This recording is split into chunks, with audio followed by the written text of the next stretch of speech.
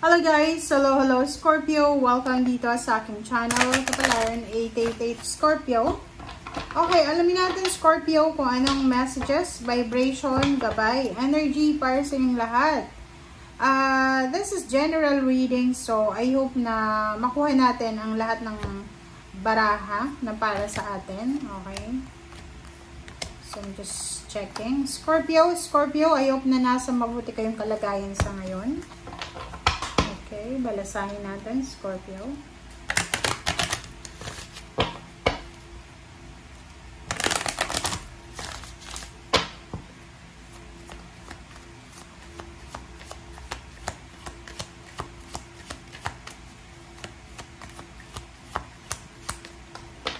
Okay. Scorpio, distant horizon. Okay, 36-9. Meron ditong mga Scorpio na sa linggong ito, okay, isang idea, parang ganon.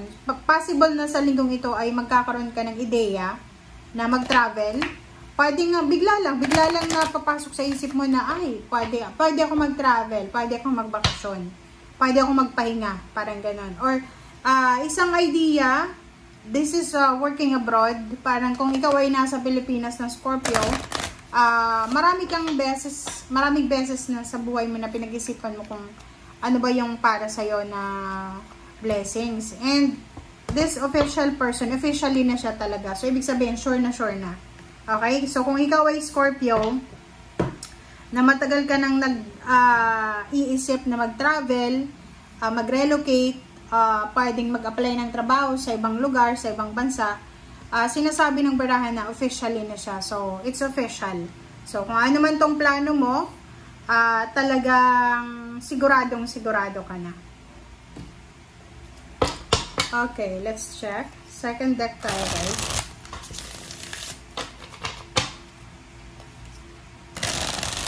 Posible din na makatanggap ka ng official statement from the government or parang ano ba, mayroon ka bang inaasikasong papeles, visa, passport, documents, NBI clearance, or ano bang mga documents ang kailangan mong gawin para makapunta ka ng ibang bansa. Maybe may mga, yung iba sa inyo dito ng Scorpio, nasa Pilipinas pa lang kayo, ang dami niyang kailangan ayusin na papeles siguro para makaalis, parang ganun.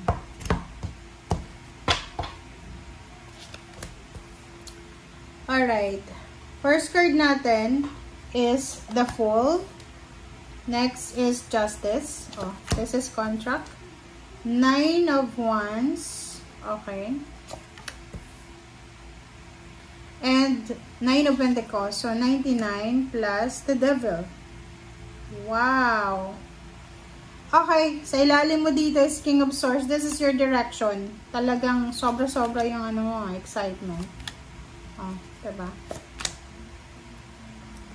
Kung makikita mo dito, Scorpio, isang balita or isang confirmation ang posibleng maririnig mo sa linggong ito na sobrang magdadala sa'yo ng excitement. Isang tao lang, like halimbawa kaibigan mo, pwedeng may kakilala ka or may kaibigan ka na plano niyang pumunta ng ibang bansa or nag-a-apply siya ng trabaho sa ibang bansa or sa ibang lugar.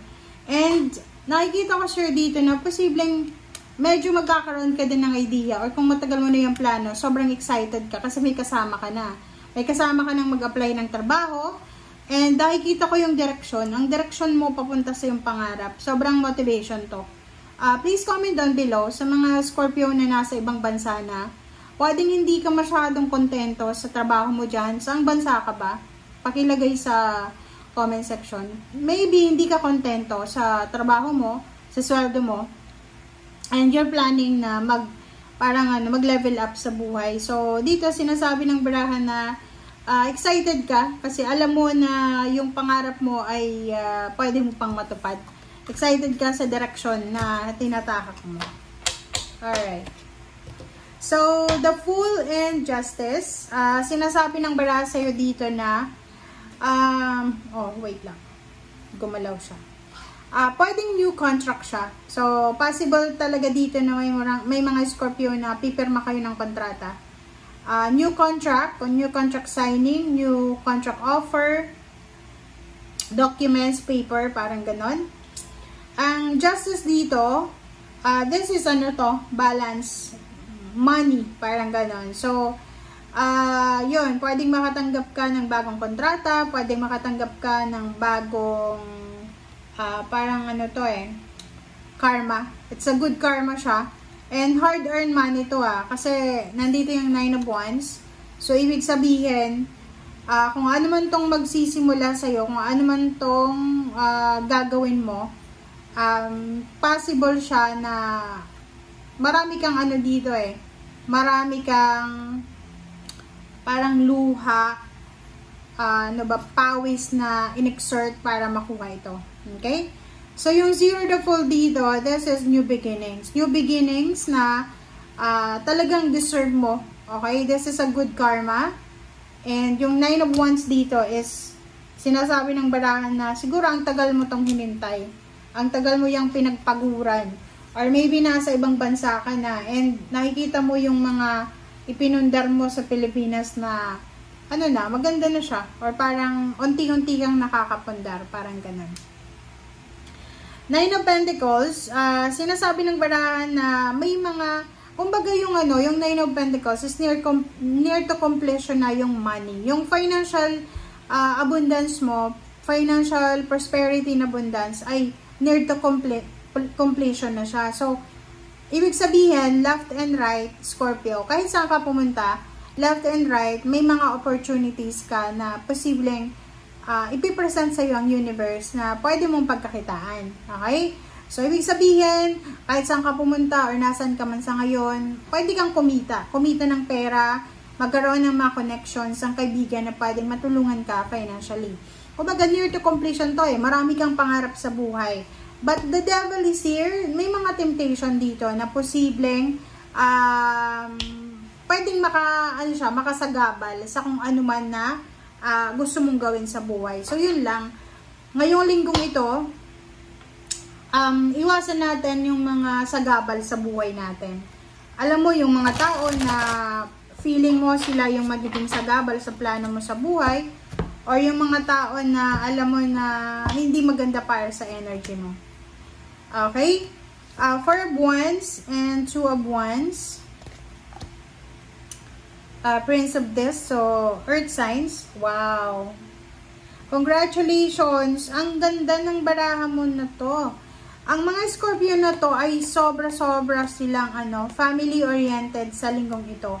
Hindi ko alam nasan ka ba, kasi pwedeng may homesickness ka na nararamdaman, or maybe meron kang nararamdaman na longing para sa family mo, or yun, sa kadugo mo, or kung may anak ka, ganito. There's incoming dito, kaya pala excited ka kasi possible na kung single ka or kahit may asawa ka, may boyfriend, girlfriend, may tao dito na magkakagusto sa'yo diba? May mga tao dyan na magugustuhan ka, may mga tao dyan na pwedeng, yan nga sabi ko siya kanina, may mag-offer sa'yo ng help, financial help, connection, and doon sa mga may asawa, may ka-live-in na Scorpio, makinig ka ha. Kasi, you have perfect family Siguro sa paningin mo, hindi perfecto yung pamilya mo. Like, you're married, diba? Or you are committed. May ka-live-in.